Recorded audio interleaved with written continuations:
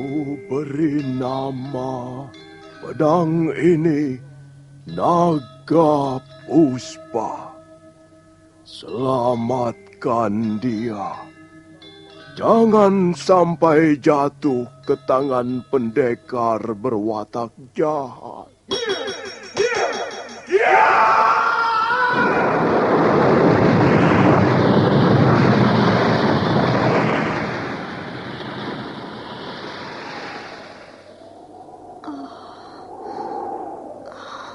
Kakang Kamandanu, kau masih juga tidak percaya bahwa aku mencintaimu. Mesin, maafkan aku, Mesin. Mesin. Mesin!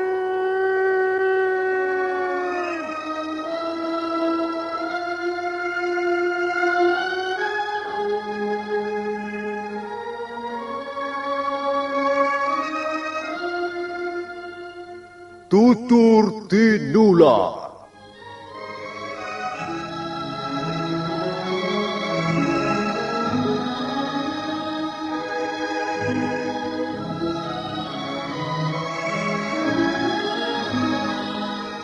Sebuah sandiwara radio serial, produksi Sanggar Cerita dan Teater Sanggar Prativi.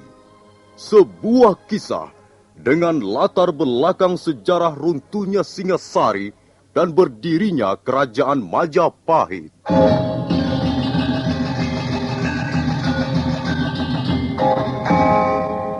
Sandiwara ini didukung oleh pemain-pemain radio yang sudah ternama. Ferry Fadli, Ivone Rose, dan Eli Ermawati.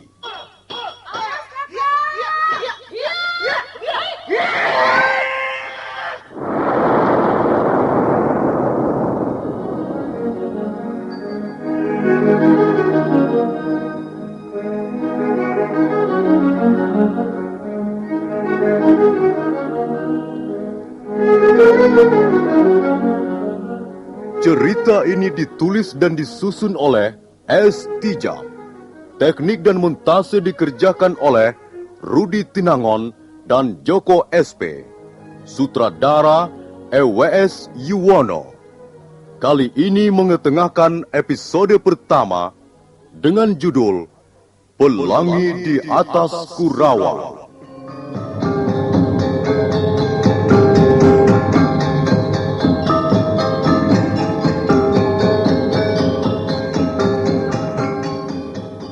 Dalam seri yang ketiga ini, didukung oleh para pemain.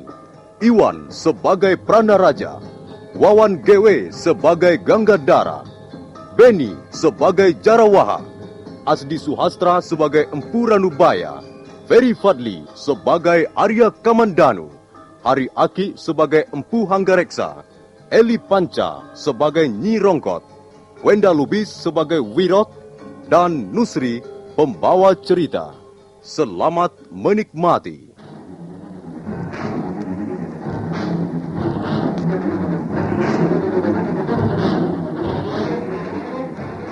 Pranaraja akhirnya turun tangan karena dirasa sikap petani tua itu sudah keterlaluan. Sebagai orang berpangkat yang sedang mengemban titah raja, dia merasa tersinggung dan diremehkan. Kemudian, dia memerintahkan agar Jarawaha dan Ganggadara bertindak.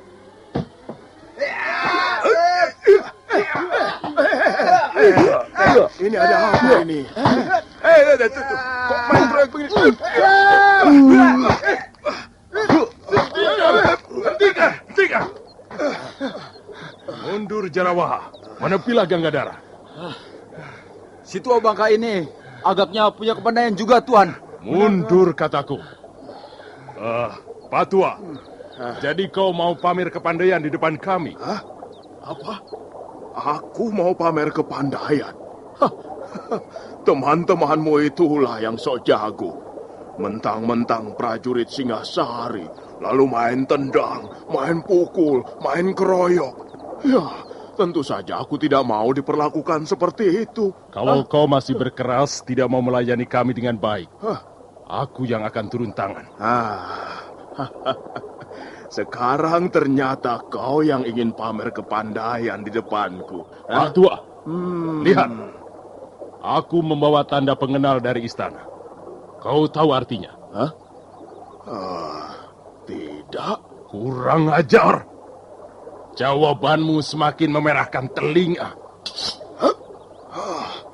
Aku sendiri yang akan menghajarmu, Pak Tua.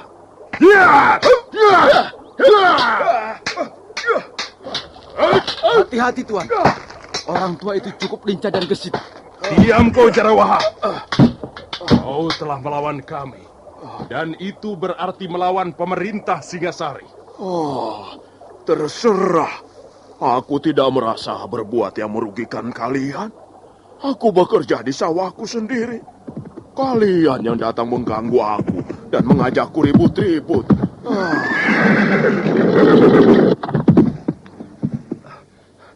Ada apa, Paman Ranubaya? Mereka itu yang punya persoalan. Tanya saja pada mereka. Kalau tidak salah, tuan-tuan adalah prajurit Singasari. Iya, kami memang prajurit Singasari. Kami datang ke Kurawan ini untuk mengemban titah Prabu Kertanegara. Oh, begitu. Lalu mengapa sampai ribut dengan Paman Ranubaya? Orang tua itu tidak tahu sopan santun. Dia sama sekali tidak memandang kami sebagai utusan raja. Kalau aku menggunakan hak dan wewenangku sebagai panglima muda, maka dia bisa dihukum cambuk 100 kali. Sudahlah, Kamandanu. Hantarkan mereka itu ke rumah orang tuamu. Jadi tuan-tuan bermaksud mengunjungi rumah kami? Iya, kami mau menemui Empu Hanggareksa. Empu Hanggareksa adalah orang tua saya, Tuan. Kalau begitu, kebetulan sekali, Tuan. Kita ikut saja anak muda ini pulang ke rumahnya. Benar kau putra Empu Hanggareksa? Benar, Tuan. Mari, Tuan. Rumah saya tidak terlalu jauh dari sini. Tinggal 20 pa lagi. Saya pergi dulu, Paman Ranubaya. Hai, Pak Tua.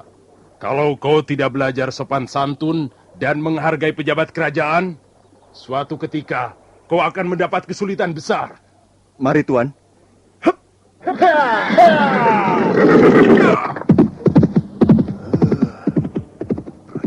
Prajurit Singasari.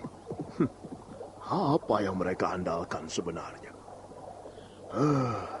Singasari, negeri buatan Kenaro. Aku melihat mendung tebal bergulung-gulung dari segala penjuru. Ya, aku melihat bencana besar akan menimpa dirimu, Singasari.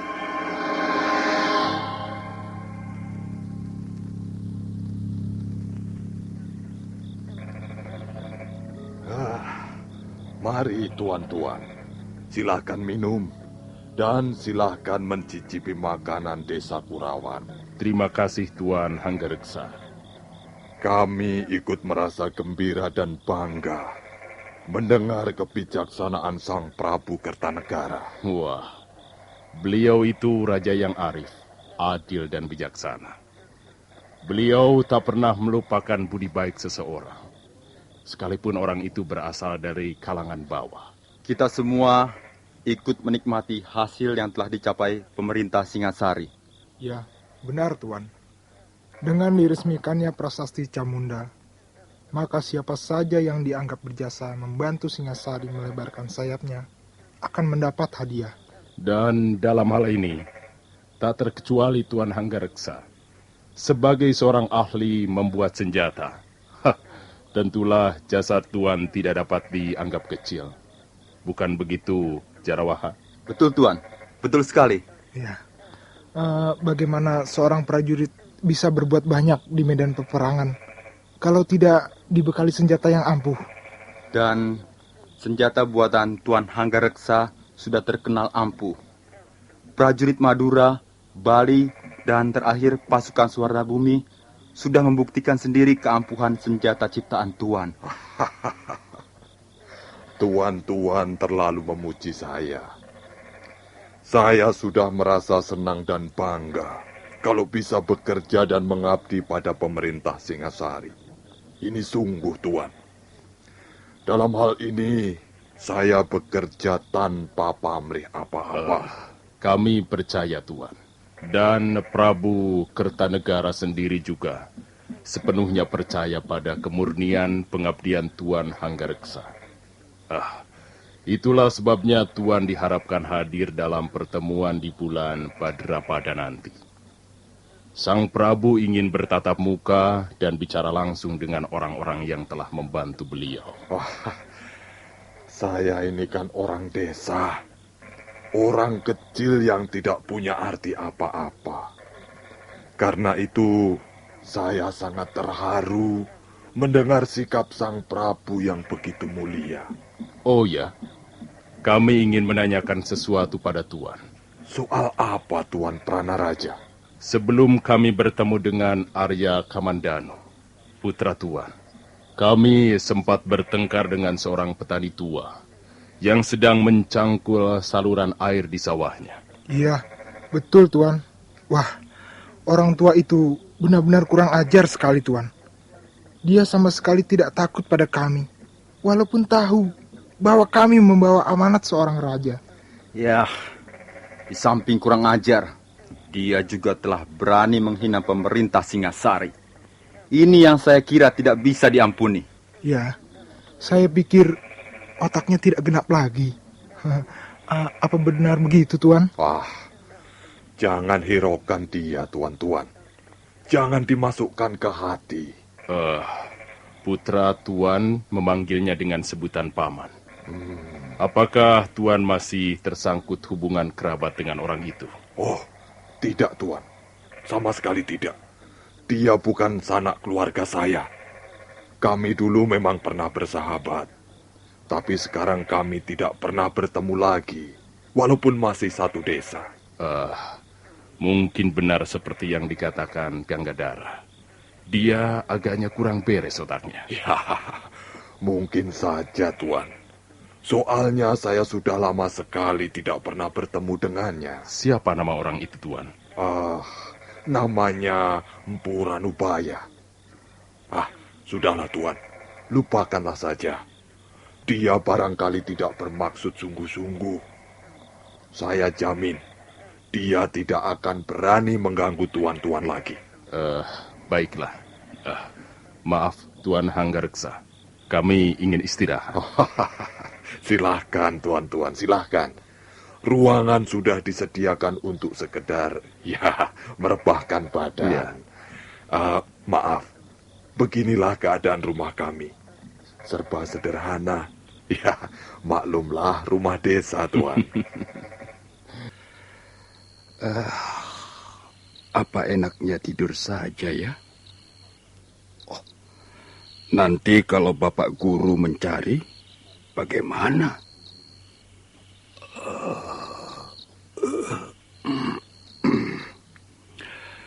Ya, guruku memang orang aneh. Susah ditebak, sukar diketahui apa kemauannya. Tapi, beliau memang guru yang hebat. Dalam hal ini, dalam hal pembuatan senjata pusaka, di seluruh Singasari ini, bahkan mungkin di negeri-negeri lain, kukira belum ada yang mampu menandinginya.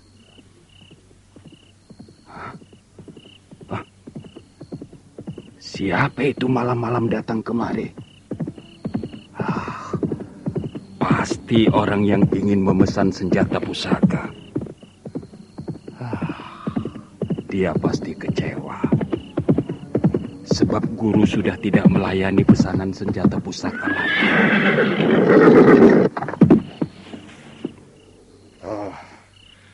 Apakah aku bisa bertemu dengan Empu Ranubaya? Bukankah Tuan... Ya, betul. Aku Hanggareksa, sahabatnya. Apakah kau Wirot? Iya, Tuan. Saya Wirot. Mana Kakang Ranubaya? Apakah aku bisa menemuinya? sekarang ini tidak di rumah, Tuan. Di mana aku bisa menemuinya, ha? Apakah harus sekarang, Tuan? Aku besok pagi sudah harus berangkat ke kota Singasari. Kalau begitu, mari ikut saya, Tuan.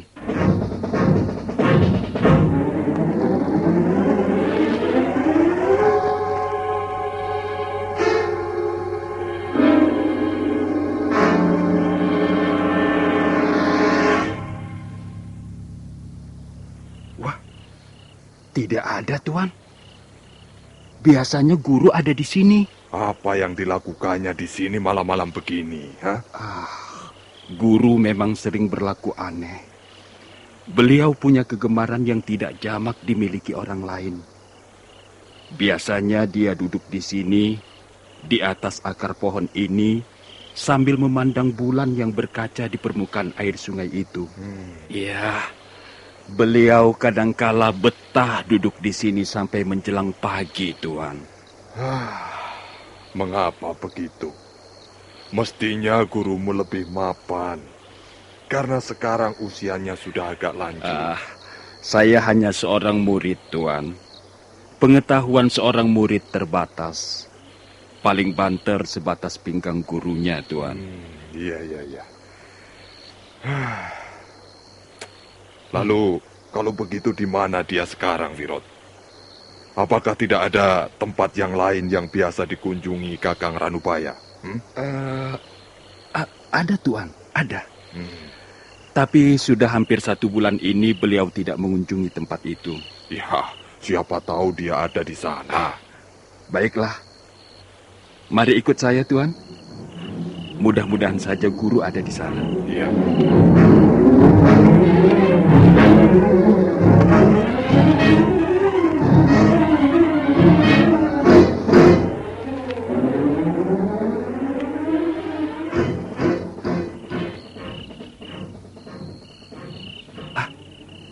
Sepertinya juga tidak ada, Tuan. Pintu gubuk sudah tertutup rapat. Gubuk jerami ini milik siapa, Wirot? Milik beliau juga, Tuan. Saya yang membuat. Tempat ini biasa dipergunakan guru untuk menikmati mangkok tuaknya, Tuan. Oh, begitu. Rupanya Kakang Ranubaya sudah bergaul dengan api dalam cawan itu. Iya. Kadangkala beliau mabuk dan tertidur di atas tumpukan sabut kelapa. Kasihan Kakang Ranubaya. Mungkin akhir-akhir ini dia banyak mendapat kesulitan dalam hidup. Rasanya tidak, Tuan. Beliau biasa-biasa saja. Hidupnya sangat sederhana. Yang jelas beliau tidak pernah memusingkan persoalan-persoalan duniawi. Kalau tidak, mengapa dia minum tua? Soal itu, beliau pernah berkata pada saya, Tuan. Wirot, aku tahu api ini panas. Bisa membakar hangus tubuhku, juga jiwaku. Tapi aku tidak takut terbakar. Bukan karena aku putus asa. Di dalam cairan ini aku bisa menemukan Ranubaya yang sesungguhnya. Bukankah seluruh isi dunia ini mabuk? Dan bukankah mabuk itu ada banyak ragamnya? Mabuk kekuasaan, mabuk pangkat dan harta, mabuk wanita, mabuk kebiar dan gemerlapnya ketenaran. Nah, aku sengaja memilih mabuk tuak saja, karena tidak berbahaya. Paling-paling aku sendiri yang akan mengalami bencana, dan bukan orang lain. Lagi pula, mabuk tuak murah harganya. Hanya 10 beribil sudah bisa sampai ke tujuan. Kakang Ranubaya berkata begitu, Wirot? Betul, Tuan. Hal itu sudah lebih dari 10 kali pernah dikatakannya pada saya. Pendapat seperti itu tidak benar. Aku tidak setuju. Tapi ini adalah hak setiap orang. Baiklah, sekarang kemana lagi kita harus mencarinya, Wirot? Kemana lagi ya? Wirot, Iya. masih ada tempat lain yang biasa dikunjunginya? Ada, Tuan. Ada. Tapi apa lagi?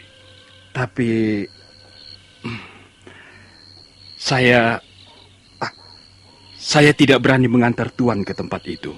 Mengapa kau tidak berani? Tempat itu letaknya di belakang bukit kecil ini, Tuan. Kalau di mana-mana tidak ada, biasanya guru ada di situ. Ya, kalau begitu antarkan aku ke sana. Tidak, Tuan.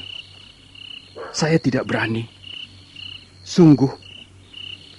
Soalnya jalannya gelap sekali, Tuan. Dan angker, Tuan. Saya tidak berani melewatinya malam-malam begini, Tuan. Baiklah, Wirot. Tidak usah kau mengantar aku. Tunjukkan saja jalannya. Aku akan mencarinya sendiri. Tuan, mengapa Tuan tidak sabar menunggu sampai besok? Saya kira besok pagi beliau sudah kembali ke rumah. Tidak, Wirot. Tidak. Aku membutuhkan gurumu malam ini juga. Kalau begitu, baiklah, Tuan. Tuan terus saja menyusuri pematang sawah ini. Sampai di sebuah pohon yang besar dan rindang, Tuan belok ke arah selatan. Iya. Selanjutnya Tuan bisa mengikuti jalan setapak di seputar pinggang bukit. Lalu di mana letaknya tempat yang biasa dikunjungi Kakang Ranubaya? Tuan akan menemukan sebongkah batu yang sangat besar, yang bentuknya menyerupai payung raksasa. Iya. Nah, di belakang sebongkah batu itulah biasanya guru saya berada.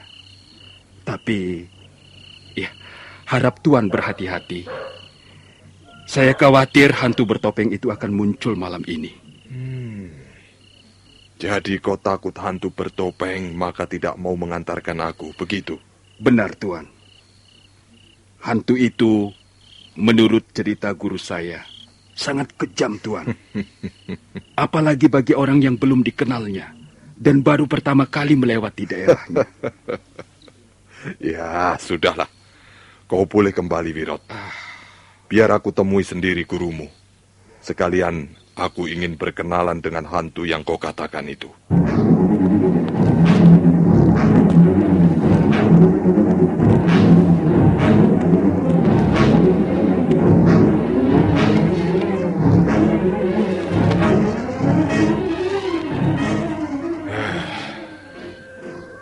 Memang benar apa yang dikatakan Wirot. Gelap sekali tempat ini. Untung aku sempat mencabut obor minyak jarak di depan gubuk itu tadi. Kalau tidak, mataku tidak bisa melihat apa-apa. Tempat ini memang menyeramkan. Untuk apa Kakang Ranubaya pergi ke tempat seperti ini malam-malam begini? Empu Hanggareksa baru saja akan melangkah untuk melanjutkan perjalanannya ketika mendadak sebuah bayangan berkelebat ringan. Kurang ajar. Siapa kau? Bayangan itu tidak menjawab sapaan Empu Hanggareksa, melainkan terus menyerang. Jawab pertanyaanku. Kaukah hantu yang menunggu tempat ini?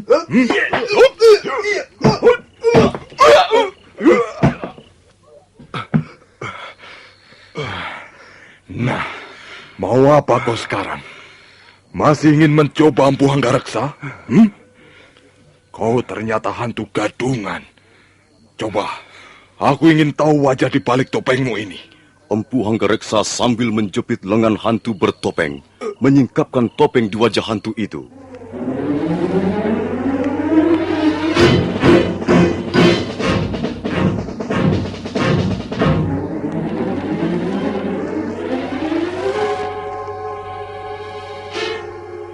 Topeng putih yang terbuat dari bulu kambing domba itu tersingkap. Pada saat itu, muncul bulan dari balik awan hitam. Empu Hanggareksa terkejut. Nah, para pendengar sekalian, siapakah hantu bertopeng itu? Dan apa maksudnya menjadi hantu di tempat itu? Silakan mendengar jawabannya pada seri berikut dalam episode Pelangi di Atas Kurawan ini. Sampai jumpa.